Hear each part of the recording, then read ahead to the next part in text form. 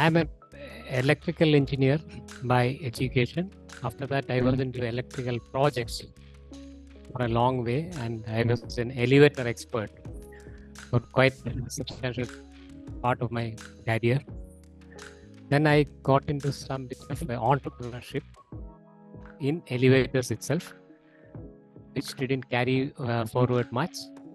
Then but I got fascinated by when the late 1990s, PFL was introduced in India. So I found the saving in energy and cost also. And later in 2001, this Energy Conservation Act came along, and in 2005, Energy Conservation Exam came along. So I wrote for the first time in the energy conservation to get certified as an energy auditor. And in 2006, I got certified as an energy auditor. And there started my interest with energy. So I started learning energy. I joined a professional body called the Society of Energy Engineers and Managers, first of its kind in India.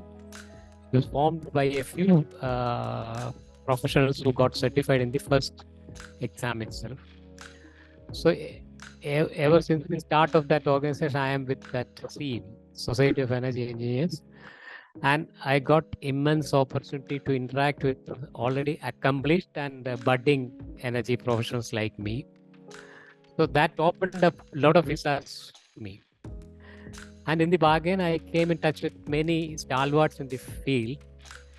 And one of them suggested that energy management ISO system is coming.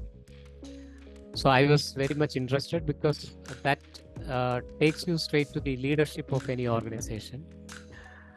So I pursued that energy management standard. I got certified as an energy management system auditor, lead auditor for management systems. So there I pursued further all the management systems. So I combined management systems with energy saving, energy conservation, energy efficiency, etc. So that approach gave more acceptance to the companies rather than energy. When I advocated about energy audit, I was consigned to the only electrical department or maintenance department or engineering department. So when energy management was put forth, I could talk to the leadership of the company.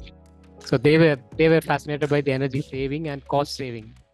So that was a good option. So, and all the while, this Society of Energy Engineers Manager, and alongside, I rose up in ranks, and I was first the national treasurer, then chief operating officer for SEAM, then went on to become even national general secretary. So this gave me opportunities to interact with various people in the country, in the officials, including the Director General, all government bodies involved in whether at state or national level. So I was exposed to many concepts. So I was getting more and more deeper into the subject, learning more, getting more passionate about it, say.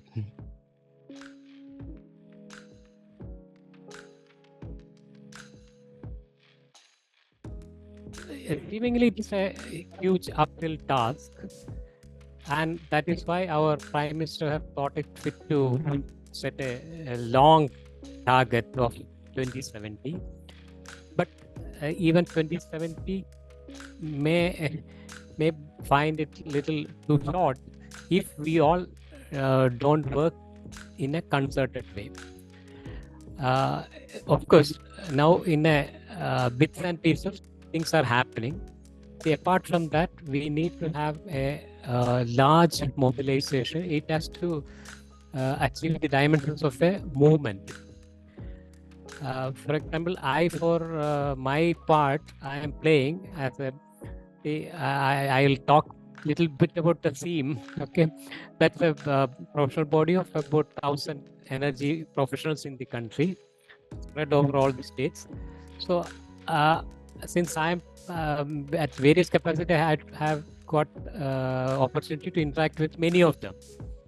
So we finally put up a national initiative called Energy Management Awards. Okay, we started in 2015. At the first year, we got only 10 applicants. Okay, from that, when we did it in 2022 in Delhi, we had close to 200 applicants. Okay, so the word is spreading. So that is award is an inspiration for corporates to do better energy performance, and better energy performance lead to better carbon management, emission management. So I will see a day when most of the Indian companies are in the ambit of this award system, or by either by theme or any other body, so that no, the emission controls do happen on ground. Okay, so this will be brought to a very, I mean, now they say that the per capita emissions are about 1.77, okay, million tons per person per year, or 2.5 billion tons per year for the. So to cut down that, I mean, by the industry plays a major part in two ways: their own processes as well as energy consumption. Together, this will form around 70% of the emissions.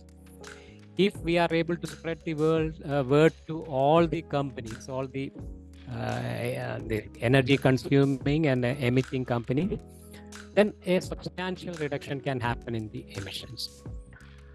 And that can come by way of incentives, awards, recognition, plus penalties. Of course, there are schemes in the government for penalties as well. So together, this can go a long way.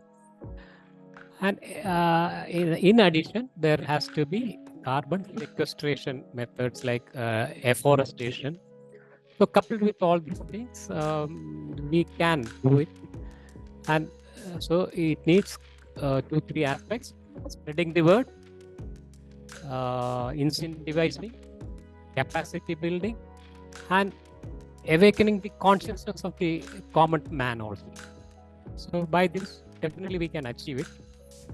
But okay, 2070 will be a far for me also. But still, I wish that 2070 dream comes true.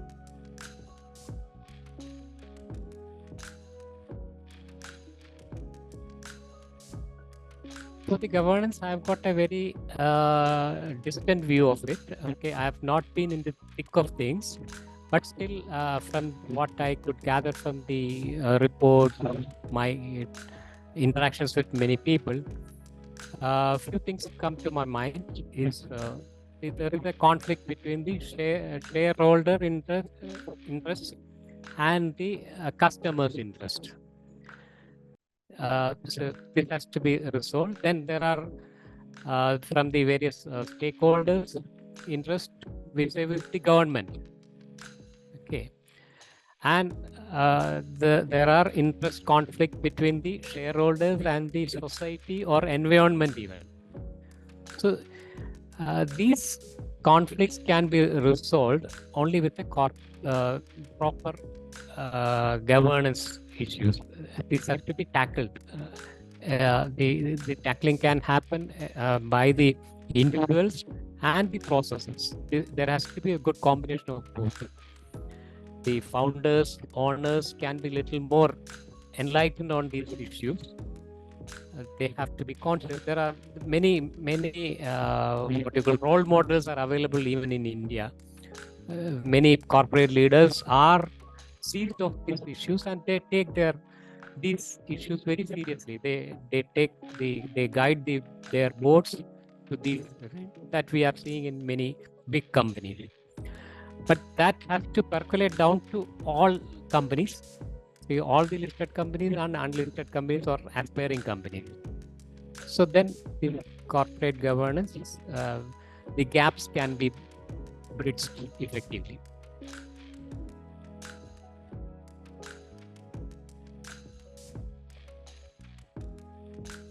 in the beginning, I told, see, I was learning energy efficiency, energy auditing. I found that I was consigned to engineering department, confined to those people. So then I learned energy management system, where I could elevate the level of discussion to senior management, general management level, or even the some cases the top leadership of the companies. Now, I feel there is a necessity even to go beyond that to the board level.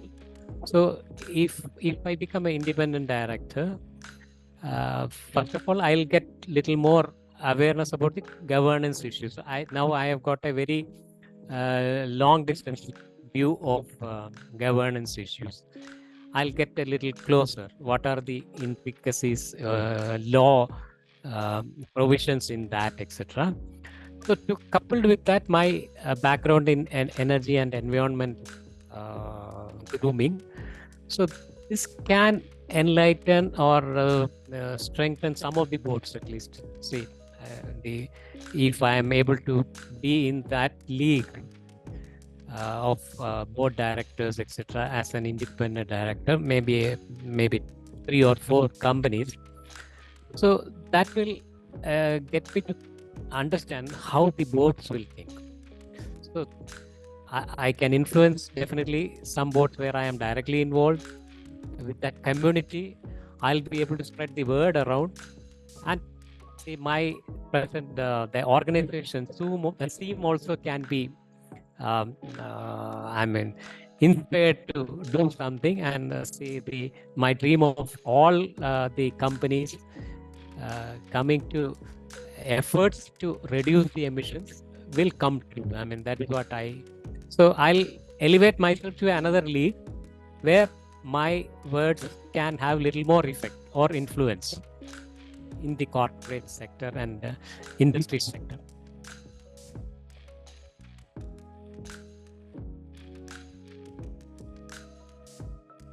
Yeah, as you rightly pointed out, at this stage, I keep on reinventing myself. Okay. From an engineering professional, I went to the energy management professional. Okay, I was a project manager, electrical project manager, electrical customer service engineer to project manager, then to energy manager, and now environment and sustainability professional. So, see, you want to leave a legacy. That is a dream. Okay, so if I am able to do my bit in India's journey towards a net zero and a clean future, I'll see that I have achieved some kind of a self-actualization. That keeps me moving. So even the learning corporate governance and trying to become an independent director also is a part of that master plan, I'll say. So that keeps me motivated, that keeps me going and exploring further, experimenting with myself further. Okay, that is the journey. And as far as the what was the next question? The message to any new. Okay, so what I find is that incidentally I could help quite a number of about 12 startup companies in Kerala. Most, of course, all of them were in the IT sector. I found that youngsters are bright sparks with a lot of enthusiasm, a lot of knowledge within them. But somewhere they were missing the whole picture. If at that stage itself, startups, if they think of strengthening their board with experience as well, so that will help them to put processes in place. Okay, management processes in line with the corporate governance also. Because my background in management systems tells that, the startup should initiate that setting up of installing management processes right in the beginning. So that will help. Once the processes are in place, there will be least chances of governance issues cropping up. Okay, so that can be addressed to a great level, unless, of course, the founder himself is involved in some unscrupulous ways. I mean, it is very unlikely because, see, mostly the entrepreneurs or founders or owners, they are guided by a lofty ideals in at least in the beginning. So they have got a good positive ego. They want to do something what they were doing. That is guiding them. My opportunity as a management system consultant to interact with many startups in the IT sector. I could find that many owners were bright sparks, enthusiastic, knowledgeable, but somehow they don't have the whole picture of a business.